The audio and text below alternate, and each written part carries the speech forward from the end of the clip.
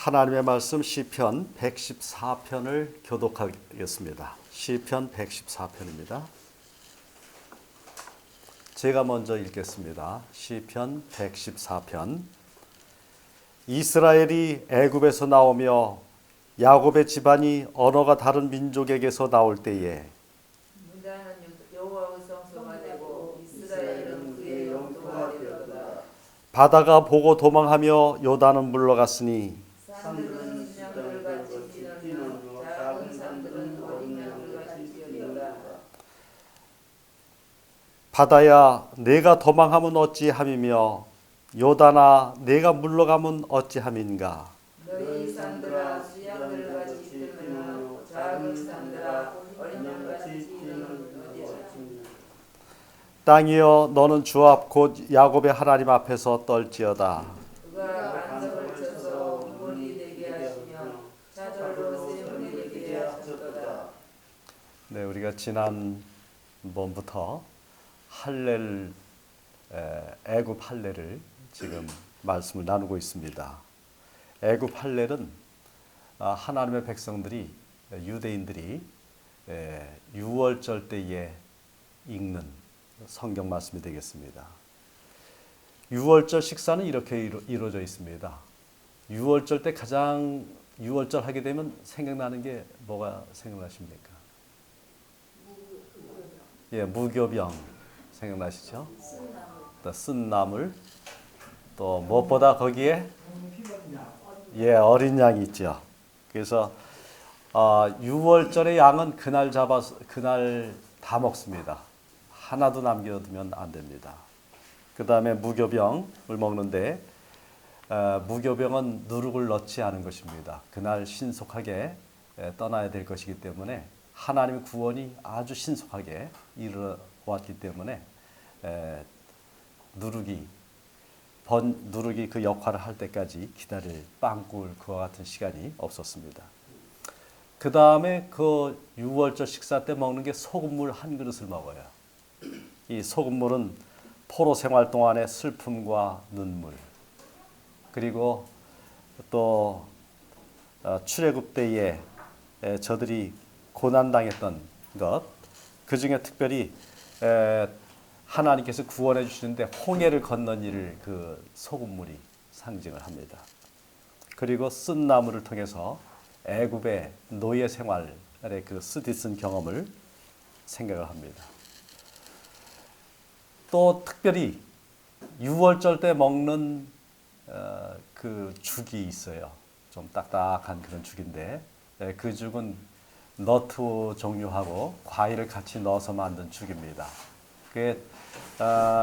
그것은 좀 딱딱하기 때문에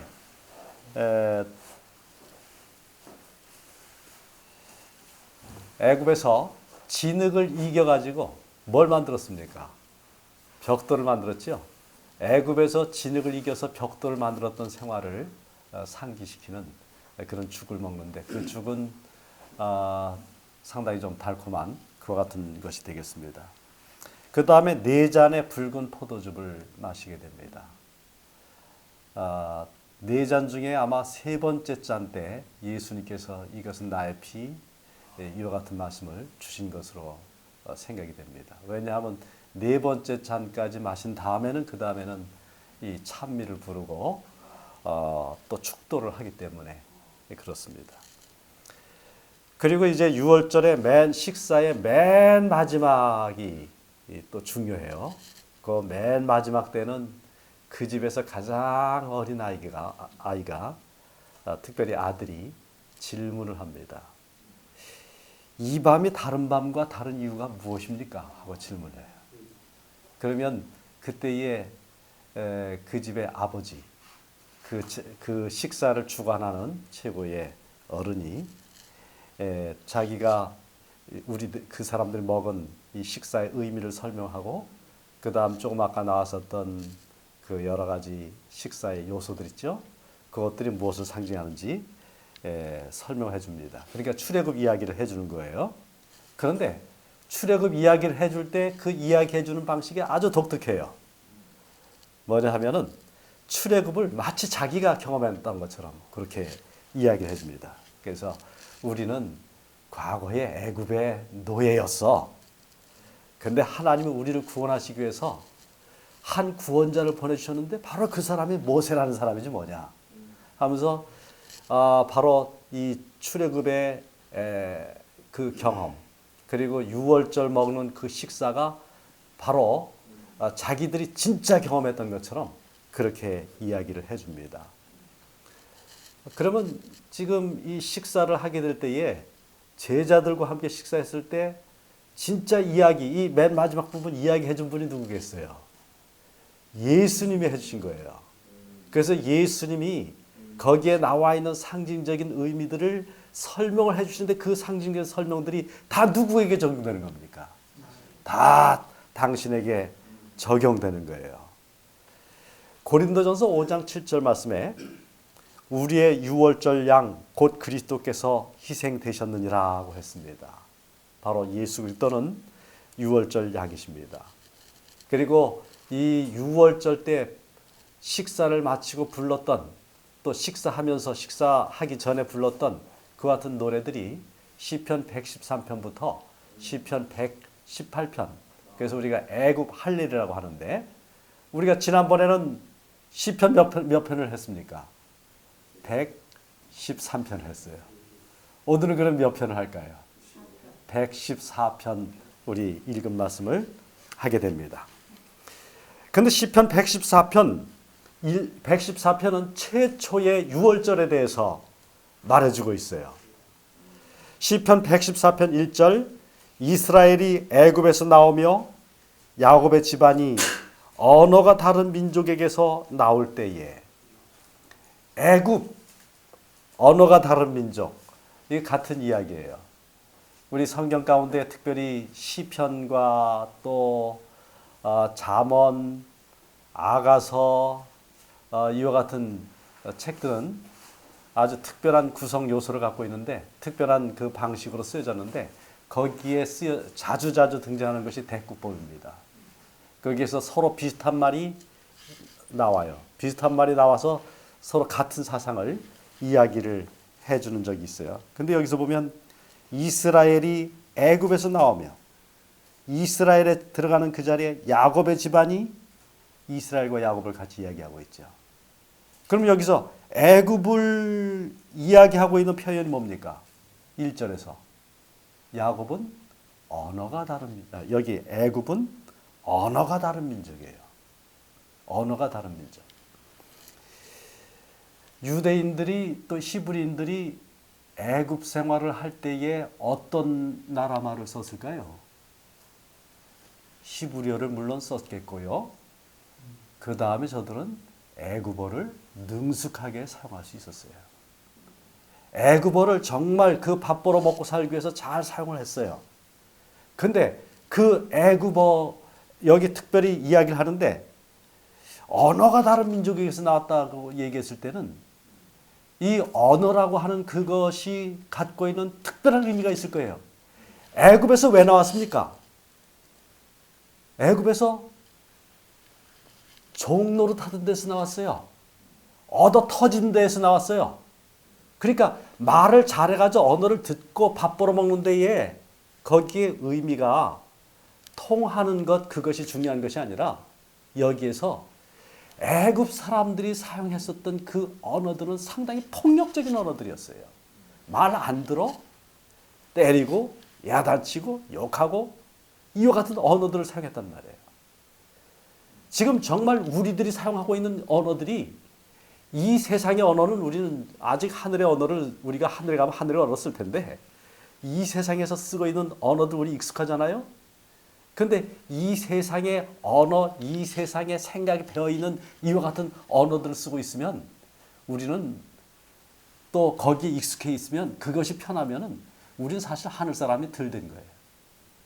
여기 이 세상의 포갑적인 그런 언어인데 이 언어가 다른 민족이라면 히브리 민족이 사용했던 언어는 어떤 언어일까요? 물론 언어적으로는 히브리어예요. 그런데 중요한 것은 폭력적인 언어를 이렇게 그들이 사용을 했다면 그냥 세상 살아가는데 거기에만 맞는 그런 언어를 사용을 했다면 여기에서 히브리인들이 사용했었던 언어는 믿음의 언어입니다. 믿음의 언어. 우리는 창세기 50장 25절에서 그 믿음의 언어를 보게 돼요. 요셉이 또 이스라엘 자손에게 맹세시켜 이르기를 하나님이 반드시 당신들을 돌보시리니 당신들은 여기서 내 해골을 메고 올라가겠다 하라 하였더라. 하나님이 반드시 돌보신다. 이것이 믿음의 언어입니다. 그리고 너희가 가야 할 본향이 있다. 그것이 믿음의 언어입니다. 하나님이 그 본향으로 반드시 너희들을 데려가신다. 그 믿음의 언어입니다. 이 언어들을 갖고 있었기 때문에 저들은 매를 맞았지만은 저들은 흙덩어리처럼 그렇게 지냈지만은 희망을 갖고 살 수가 있었습니다. 바로 하나님이 주셨던 그 희망, 바로 그것이 우리들의 언어를 바꿉니다. 하나님이 주신 약속이 우리들이 이 생에 살아나갈 때 사용하는, 생각하는 그 사고방식을 바꾸고 똑같은 사정을 만나지만 우리들이 사용하는 언어를 바꾸게 됩니다. 시편 114편 2절은 유다는 여호와의 성소가 되고 이스라엘은 그의 영토가 되었다라고 말했습니다. 유다와 이스라엘은 하나님의 백성을 가리키는 말입니다. 하나님 백성은 구별된 백성이지요. 하나님이 그들 중에, 하나님 백성이라는 것은 하나님이 그들 중에 거하시기 때문에 하나님 백성입니다. 지금 애굽에서 하나님 백성은 비돔과 라암셋성을 쌓고 여러 가지 건축 사업을 했습니다. 진흙과 짚을 섞어가지고 벽돌을 만들어야 됐습니다. 진흙탕 속에 지내고 있는 그 사람들에게 하나님이 내려오셔서 그들 속에 거하셨습니다. 하나님이 거하시는 백성, 그 백성이 하나님의 성소입니다. 참된 성소는 건물, 그것은 그 하나의 내용물을 담기 위한 그릇입니다. 그 진짜 내용은 사람입니다. 구원해 주셔야 될 사람입니다. 고통받고 있는 사람이지만은 하나님의 그 약속을 붙잡고 있는 그 사람들이 하나님의 성소인 것입니다. 바로가 그 땅을 다스리는 왕이지요. 그러나 지금 바로는 하나님 백성의 마음속에 거하는 주인은 바로는 그 시대의 신으로 여겨졌잖아요. 바로 그 하나님 백성들의 마음속에 거하고 있는 신은 바로가 아니라 여호와 하나님이십니다. 시편 114편 3절의 말씀입니다. 바다가 보고 도망하며 요단은 물러갔으니. 어느 바다가 도망갔어요? 홍해 바다가 도망갔어요. 근데 지금 보니까 하나님의 백성들이 지금 홍해 바다가 나왔고 그 다음에 요단도 지금 물러갔다 그랬어요. 요단은 언제 물러갔습니까? 예, 그러니까 출애굽 시작할 때와 출애굽 마칠 때 그때 이야기를 한꺼번에 지금 다루고 있는 거예요. 하나님의 백성들을 가로막고 있었던 그와 같은 장애물들을 하나님께서 내쫓았다는 얘기입니다. 자, 그러면 출애굽 시작할 때의 그 홍해 바다와 출애굽을 마치고 가나안 땅에 들어갈 때의 요단강, 이 사이에 뭐가 있었습니까? 광야가 있었죠. 광야 생활에 대해서 다루고 있는 책이 있어요. 오경 중에 민수기입니다. 민수기의 글들을 보게 되면 거기에서 하나님의 백성들 사이에 그 일들이 벌어지는데 하나님 백성들은 하나님에 대해서 뭐 했어요? 원망했어요. 원망하고 불평하고 그러다가 뱀한테 물리고 그러다 땅속에 꺼지기도 하고. 자, 그런데 중요한 것은 말이에요. 그렇게 원망하고 불평하고 우리 인간이 하나님께 대해서 한 것은 그것뿐이었지만은 하나님은 끝까지 하나님의 백성들을 지켜주셨고 돌봐주셨고 그래서 결국은 요단을 건너가지고 가나안 땅까지 들어갔습니다. 하나님의 백성이 구원받은 것은 하나님 백성이 잘했기 때문에 구원받은 것이 아니라 정말 사랑하시고 구원해 주시기를 원하시는 그 하나님의 넉넉한 사랑과 은혜 때문에 구원을 받았습니다. 여기 이제 4절의 말씀입니다. 산들은 숫 양들같이 뛰놀며 작은 산들은 어린 양들같이 뛰어놀더라. 자, 산들이 언제 뛰어놀았어요? 여기 지금 산들은 무슨 산들을 말합니까? 작은 산들은 뭔 산을 말해요? 광야에 산이 있습니까? 있긴 있어요. 근데 여기서 산들을 이야기할 때 하나님 백성들이 그 가나안 땅에 들어가게 되었을 때에 하나님 백성이 차지한 땅이 평지, 어떤 농사짓기 좋은 땅이었을까요? 그렇지 않으면 어떤 산지, 그와 같은 데였을까요? 산지였어요. 좋은 땅은 강한 사람들이 이미 차지하고 있었어요. 산지였어요. 근데 지금 하나님 백성들이 그 가나안 땅에 들어가게 될 때 그 땅을 차지하고 원래 차지하고 있었던 그런 사람들 있죠. 가나안 땅 헷 족속, 아모리 족속, 가나안 족속, 여부스 족속, 이와 같은 가나안 족속들이 하나님 백성이 들어가면서 쫓겨났지요. 그죠? 그 하나님이 아브라함 시대에 약속을 주셨습니다. 그들이 너희 백성이 거기 들어가서 400년 동안 지내게 될 터인데 이는 그들의 죄악이 아직 연글지 않았기 때문이라고. 자, 그들의 죄악이 정말 찰대로 찼을 때 어떻게 됐습니까? 하나님 백성이 들어간 거예요. 자, 그러니까 이 죄악 때문에 죄악은 땅을 슬프게 만들어요. 바로 하나님의 백성이 들어가게 되었을 때에 이제 정말 하나님의 백성들이 오는구나. 거룩한 백성이 오는구나. 산들이 좋아서 뛰는 거예요. 이와 같은 믿음의 눈으로 이야기를 하고 있는 거예요. 자, 이제 5절과 6절의 말씀입니다. 바다야 내가 도망하면 어찌함이며 요단아 내가 물러가면 어찌함인가. 너희 산들아 순양들같이 뛰놀며 작은 산들아 어린 양들같이 뛰놀면 어찌함인가. 여기 어찌함이며 어찌함인가 어찌함인가 어찌함이란 말이 3번 등장하고 있죠. 그런데 원어 성경 가운데는 어찌함인가라고 하는 질문이 딱 한 번 등장합니다. 3번 대답을 요구하고 있는 것이 아니라 딱 한 가지 대답을 요구하고 있어요. 왜? 이렇게 바다가 도망갔고 또 산들이 뛰놀고 이와 같이 된 일이 왜 그런가? 바로 그것은 우리가 문맥을 통해서 찾아보게 되면 딱 한 가지밖에 없습니다. 2절입니다. 유다는 여호와의 성소가 되고 이스라엘은 그의 영토가 되었도다. 하나님께서 거하시는 그 백성들이 있기 때문에 바다가 물러가고 산들이 뛰어놀았다는 거예요.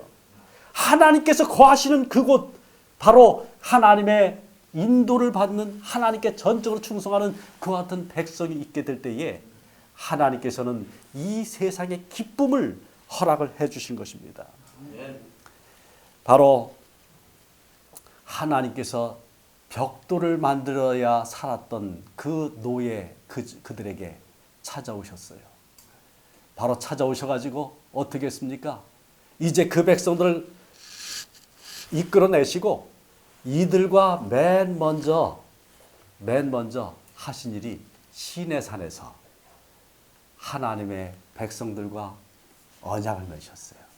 제사장 백성을 만들었습니다. 제사장 민족을 만들었습니다.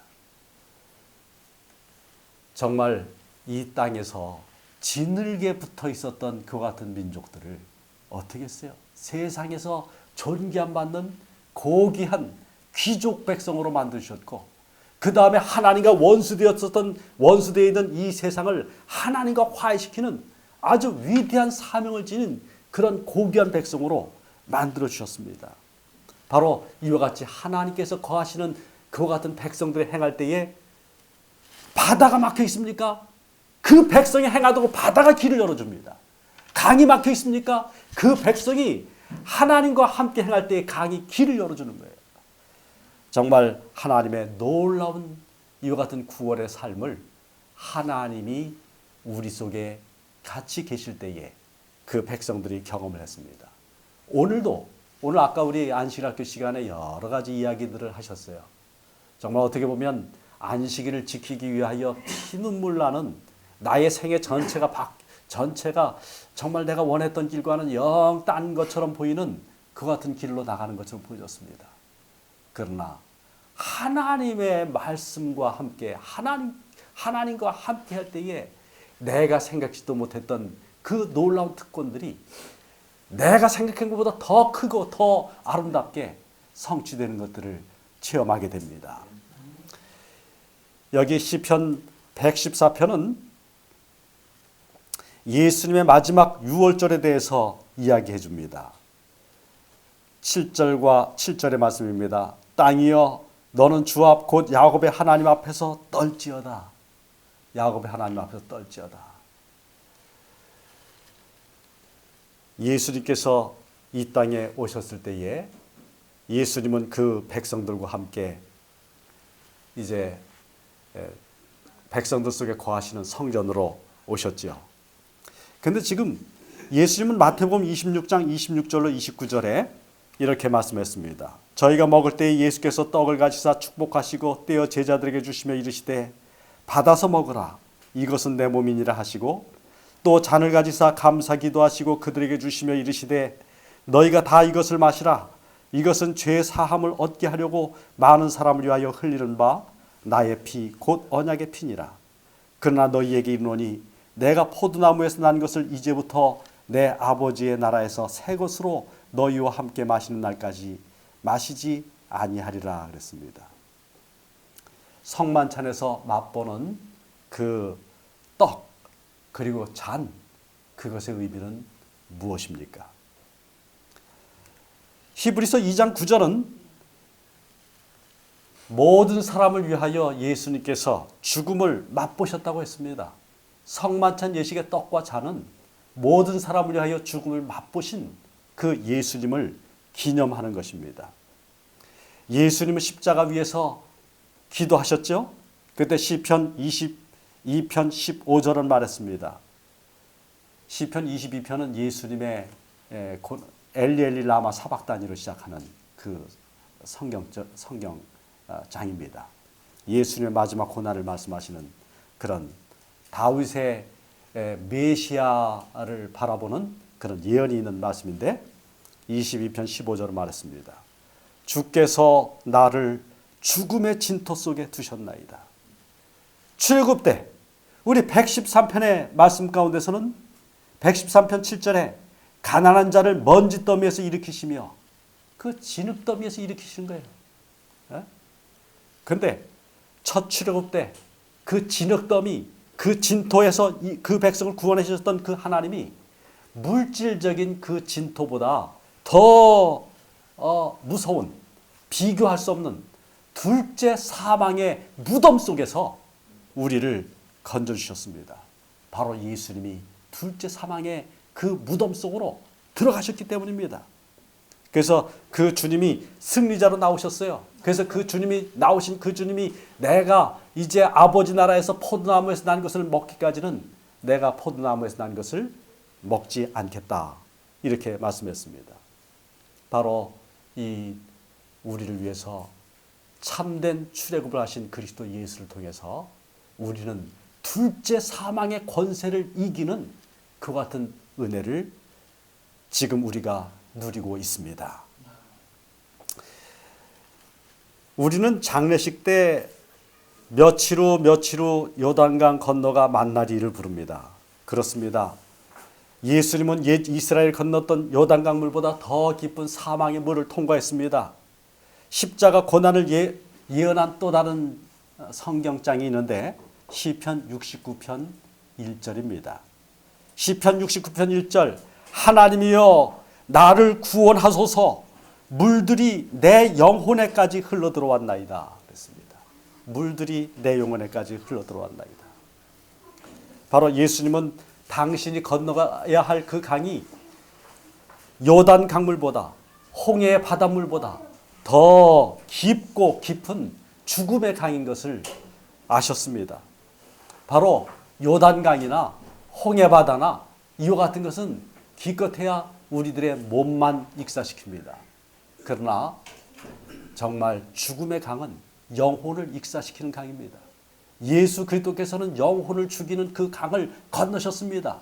바로 그리스도 예수를 통해서 우리는 사망의 강을 건넜고 이제 생명의 바다, 하늘 유리바닷가에 설 수 있는 그런 특별한 은총을 누리게 되었습니다. 마태복음 27장 45절에 보면 제6시로부터 온 땅에 어둠이 임하여 제9시까지 계속되었다고 했습니다.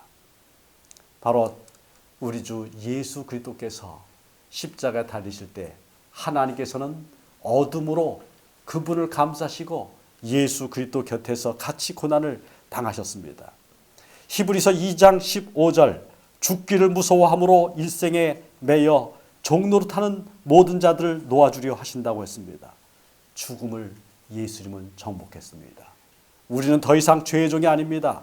우리는 출애굽을 완성하신 영적인 출애굽을 완성하신 예수 그리스도를 통해서 영생에 들어간 사람들이 되었습니다. 여기 시편 114편 7절 땅이여 너는 주 앞 곧 야곱의 하나님 앞에서 떨지어다. 땅이 떠는 걸 뭐라 그래요? 지진이라 그러죠. 예수님께서 십자가에 달려 돌아가셨을 때에 땅이 떨었어요. 떨었을 때 그 땅 속에서 나온 사람들 있죠. 어떤 사람들이 나왔습니까? 바로 그때 죽었던 의인들이 많이 부활했습니다. 죽었던 의인들이 부활했어요. 그리고 그 죽었던 의인들은 예수님과 함께 예수님이 승천하실 때에 이 땅에서 처음 익은 그 같은 열매로 예수님과 함께 하늘로 올라갔습니다. 자, 근데 지금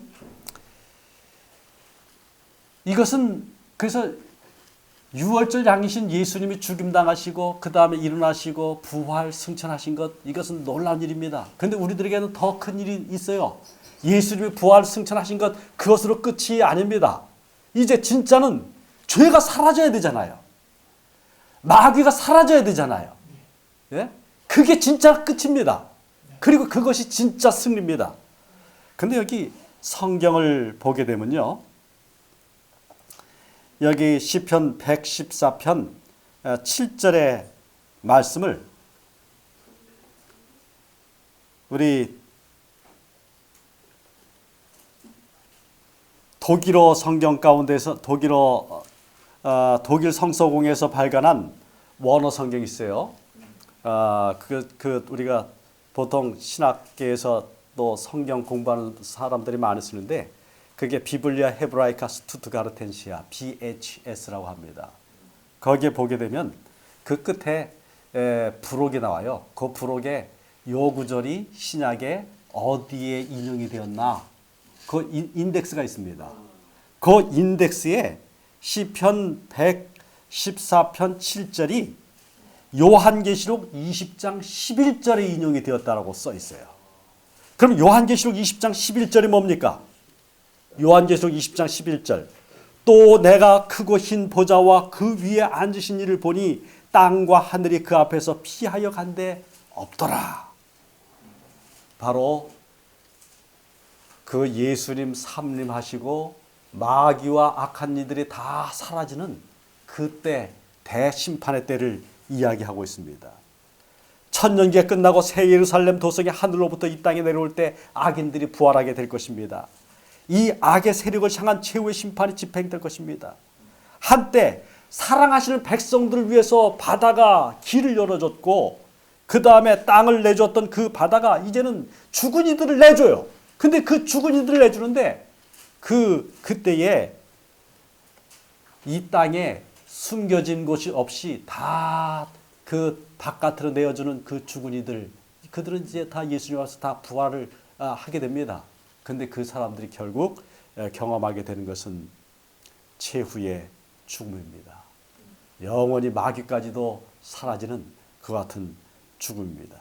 각 사람이 자기의 행위대로 하늘에서 내려오는 불의 심판을 받고 그 존재가 영원히 사라지는 그 같은 날이 오게 될 것입니다. 그때 사망과 음부도 불못에 던져지게 될 것이고 바로 그날이야말로 온 우주에서 가장 커다란 떨림의 날이 될 것입니다. 이와 같이 거대한 그 떨림의 날, 최후에 하나님의 나라는 진동치 못하는 나라인데 이와 같은 그 떨림의 날, 이 떨림의 날에 떨지 아니하고 영원히 굳건히 서 있을 수 있는 그와 같은 사람은 누구입니까? 그 사람은 다름이 아니라 바로 하나님께서 그 안에 계시는 산성소가 되는 하나님의 백성들입니다. 이 땅의 성소의 칸칸마다 어린 양의 피가 뿌려졌던 것처럼 예수님의 피에 적셔진 우리가, 인간 성소가 바로 하나님의 그 위대한 날, 그 떨림으로부터 구원을 받게 될 것입니다. 그런데 바로 이와 같은 그날 그 사람들은, 멸망받는 사람들은 두려움 가운데 떨지만은 하나님의 백성들 가운데도 떨림이 있어요. 그 떨림은 기쁨과 환희로 넘치는 그 같은 떨림이 될 것입니다. 우리를 정결케 하기 위해서 예수님의 보혈이 흘려졌습니다. 그런데 여기 대제사장 예수님께서 지금 그날 구원할 사람들을 준비시키시는 그 일을 하고 계셔요. 재림전 심판 사역을 행하고 계십니다. 지성소에서 예수님께서 나오시기 전에 우리의 모든 죄가 전부 정결하게 되어야 되겠습니다. 우리들의 삶 가운데에 이제는 이전 어느 때보다 좀 더 확실한 개혁, 어떻게 보면 그 급진적인 개혁이 더 필요한 그 같은 시대에 우리는 살고 있습니다. 본향은 아주 가깝습니다. 시편 114편 8절입니다. 마지막 절입니다. 그가 반석을 쳐서 못물이 되게 하시며 차돌로 샘물이 되게 하셨도다. 여전히 우리는 광야길을 걸어가고 있습니다. 출애굽시켜주신 분은 광야에서 물을 내시는 하나님입니다. 차돌, 단단한 돌이 샘물이 되게 하겠다고 했습니다. 만나를 주시고 불기둥과 구름기둥으로 둘러 지켜주십니다. 자, 그런데 출애굽 때 이와 같이 하나님의 큰 구원을 얻었던 사람들이, 그 시대가, 출애굽을 경험했던 그 세대가 어떻게 되었습니까? 그 사람들은 다 광야에서 죽었습니다.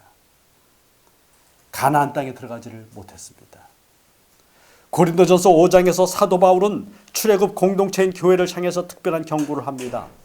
고린도전서 5장 7절, 너희는 누룩 없는 자인데 새 덩어리가 되기 위하여 묵은 누룩을 내버리라. 우리의 유월절 양 곧 그리스도께서 희생되셨느니라. 유월절 때 백성들은 무교병 누룩을 넣지 않은 그 떡을 먹었습니다. 영적 의미에서 누룩은 죄를 상징합니다. 우리 모두 하나님과 자신만이 아는 누룩이 있지는 않습니까? 그 은밀한 누룩을 제해 주시기를 또한 제하기 위하여 우리가 하나님께 나아가도록 하십시다. 바로 주님께서 우리들에게 정말 이 죄악 세상에서 엑소더스 할 수 있도록, 그래서 영적으로 먼저 우리가 하나님의 백성으로 온전히 설 수 있도록 이 땅에 성령을 보내주셨습니다. 하나님을, 예수 그리스도를 마음속에 모신 사람만이 진정한 주님의 영토입니다. 예수 그리스도가 우리 안에 계신 사람만이 진정으로 주님의 성소입니다. 예수님께서는 우리들의 마음 문을 놓고 하십니다. 볼지어다 내가 문 밖에 서서 두드리노니 누구든지 내 음성을 듣고 문을 열면 내가 그에게로 들어가겠다고 하셨습니다. 오늘 하나님께서 우리 속에 들어오심을 감사합니다. 예, 우리 기도드리고 끝나겠습니다. 하나님 아버지, 오늘 우리를 구원해 주셔서 감사합니다. 우리 속에 예수 그리스도께서 들어오시고 주님께서 우리 속에서 최고의 분이 되실 때에 우리에게 참된 기쁨이 있습니다. 저희가 앞으로 살아나가는 모든 날 동안 오직 예수님의 사람으로 살게 해 주시옵소서. 우리 자신을 주님께서 거하시는 성령의 전으로 다시 한번 드립니다.